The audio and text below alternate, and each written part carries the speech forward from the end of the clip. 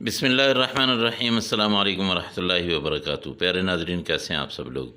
उम्मीद करता हूँ कि अल्लाह पाक की रहमतों के ज़रिए साए खैर आफ़ियत से होंगे।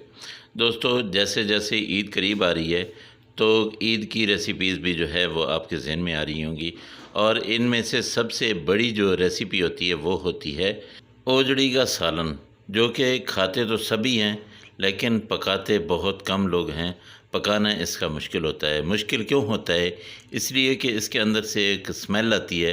वो स्मेल को कैसे दूर किया जाता है, इसके धोने का तरीका मैं एक अलग वीडियो में बता चुका हूँ। यहाँ पे अगर मैंने इसके धोने का तरीका भी बता दिया तो ये बहुत लंबी वीडियो हो जाएगी, लेकिन वो तरीका आपने अगर देखना हो तो मैं लास्ट में इसके साथ उसका लिंक लगा दूंगा।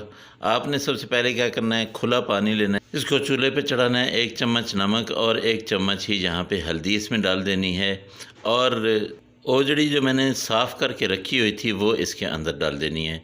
इसको साफ़ मैंने कैसे किया है वो आप उस वीडियो में देख लीजिएगा, जिसका लिंक मैं लास्ट में दूंगा। इसको साफ़ करने का भी बहुत ही ज़बरदस्त किस्म का तरीका आपको मैंने उस वीडियो में बताया है।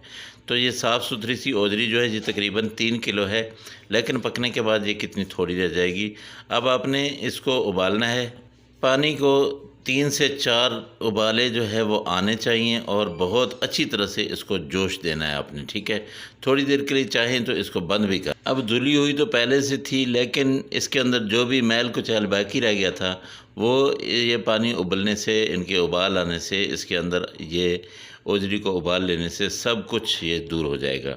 अब आपने क्या करना है, इसको आपने उतारना है और इसके पानी को आपने स्ट्रेनर में डाल के बिल्कुल ही रिमूव कर देना है, और आपके पास ओजरी रह जाएगी।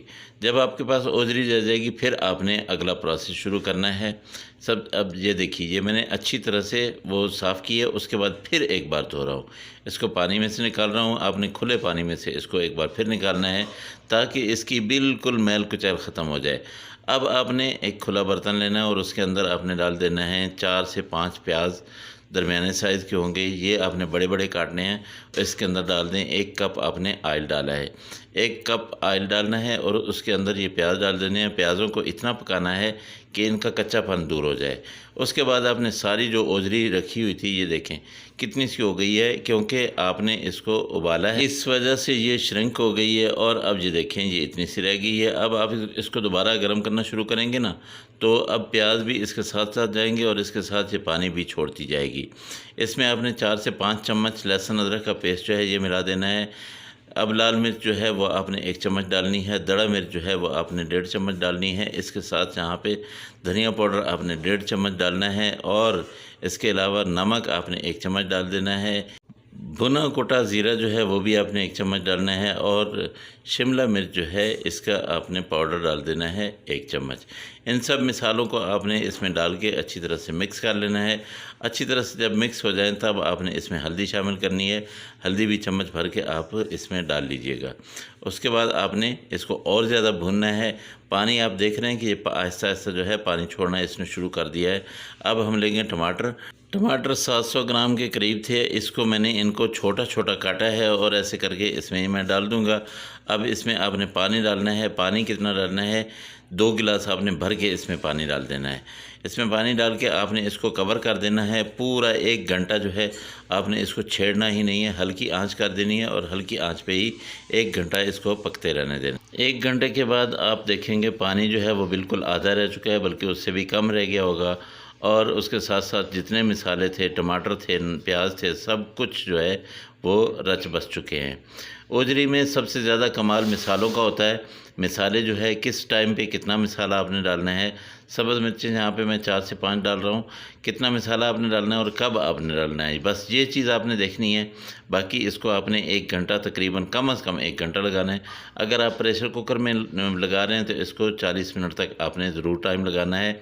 ये देखिए अब इसका पानी जो है वो तकरीबन खुश्क हो चुका है। ऑयल जो है इसने सेपरेट करना शुरू कर दिया है, छोड़ना शुरू कर दिया है। अब इसमें हमने सब्ज़ धनिया जो है वो डालना है, और काफ़ी ज़्यादा सारा डालना है। सब्ज़ धनिया डाल के फिर हम इसको थोड़ी देर के लिए कवर करेंगे। 2 मिनट तक कवर कर दें। उसके बाद आपने इसको डिश आउट कर लेना है।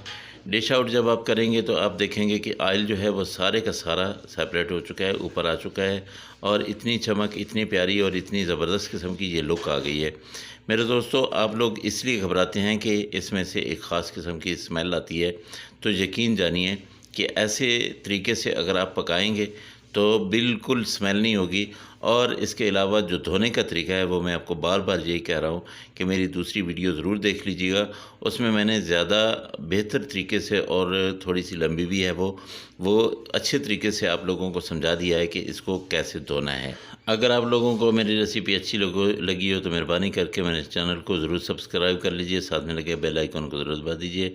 अगली रेसिपी में फिर मुलाकात होगी। मुझे इजाज़त दें। अल्लाह हाफ़िज़। अस्सलाम वालेकुम रहमतुल्लाहि व बरकातहू।